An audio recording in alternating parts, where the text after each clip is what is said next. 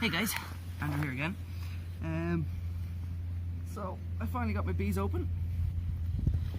First time this year. And good news is they survived the winter, which from what all the reading I've been doing, first year beekeepers, quite often that hive doesn't survive the winter. So I'm chuffed about that. I'm not saying it's a healthy hive at the moment. I do have a couple of issues with the hive. My first issue being putting it on cavity blocks. It's not high enough off the ground, which from what I'm reading, I think it's about 18 inches it should be off the ground, and mine's only one cavity block high, which is not enough.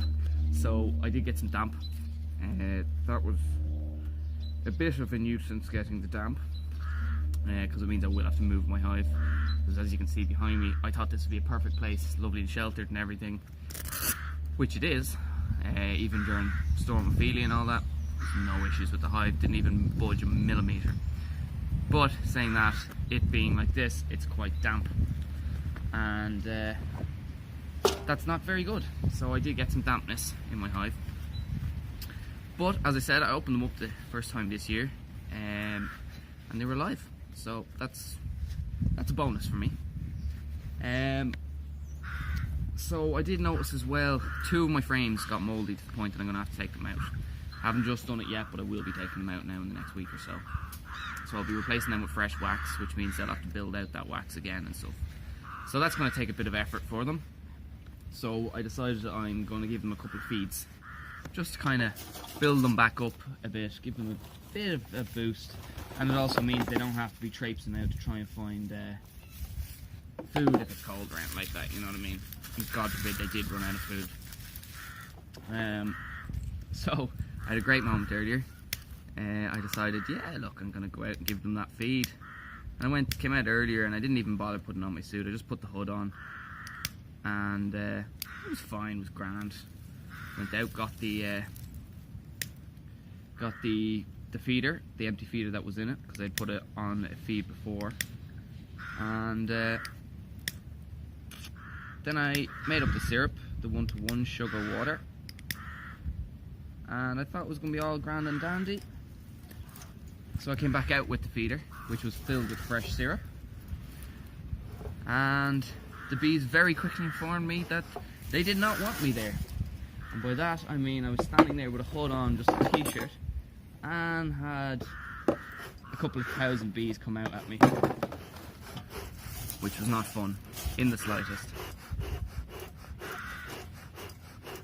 So I jumped back, grabbed my suit. I'm going to go back into them again and hopefully give you a look to see what's going on with them.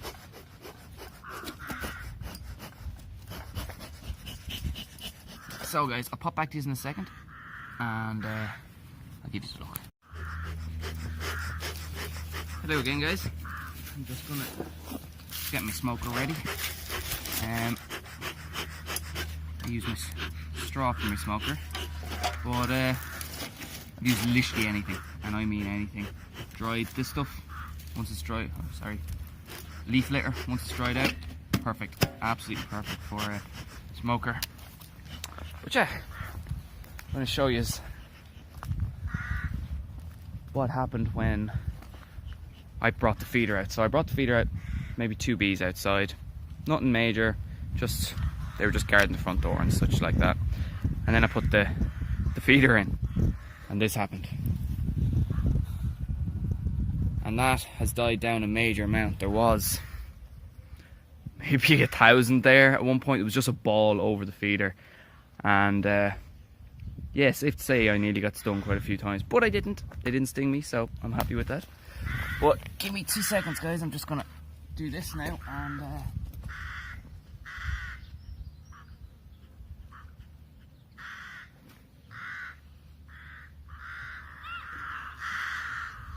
so what I'm doing here guys, I'm just smoking them. They go back down the hole that they came up in the crown board, and then I can push this over and have it over the hole then, so they can actually feed.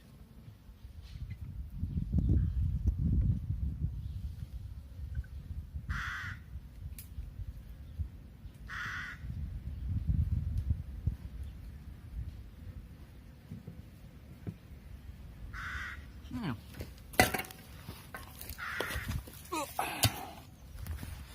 so this is, I showed you this before last year, but just gives you a look again. This is the feeder. This sits on top. In the center of the feeder here we have a hole that goes straight down through it, and then I put a little cap on it, so they come up the center of this hole. Oh, come on guys, they fell into the feeder there, so that's why I'm going to close the lid on it now once this little lad gets out. Come on, there we go.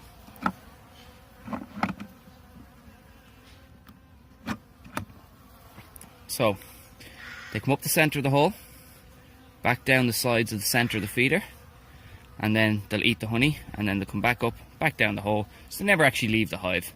And then we just put a super on around the outside just to give it the height, so the roof is not sitting straight on the feeder, because that feeder, it's very flimsy plastic, so it could get damaged quite easily. Now I'll just show you what else I'm going to be doing here.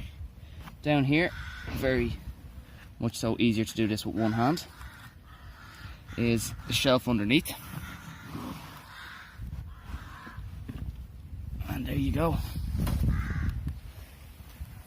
That's what winter does. As you can see, there's quite a few dead bees there. That's nothing to worry about. And then just pretty much droppings, dirt, stuff they're cleaning out of the hive. If they were cleaning out one of the frames or something like that, that's exactly what all that is. So what we do is we'll just take this away from the hive and over into my garden, because chickens love this. So all I have to do is drop it off there, and I'll get my chickens to pop up. I'll show them where it is later, and they'll eat that up. So, as I was saying earlier, I have dampness in my hive. So because of that, what I'm going to have to do now is I'm going to have to move the hive. I've got a spot in the front garden picked out. I just have to build a hive stand for it. And once I've got that done, I'll seal up the hive. And it seems very strange to say, but how you seal up a hive is with a load of duct tape. Duct tape's the best thing in the world. So yeah, I'm going to seal up the hive, literally seal up, duct tape the whole front entrance and every layer where there's a gap. Then I will bring it to the front garden, leave it sealed up for 2 days, probably put a feed in on top of it as well. One other thing, very important, when you're sealing them up, has to be in the evening time. If you seal them up in the middle of the day, could be a couple of thousand bees outside. They come back, can't get back into their hive, you lose a couple of thousand bees.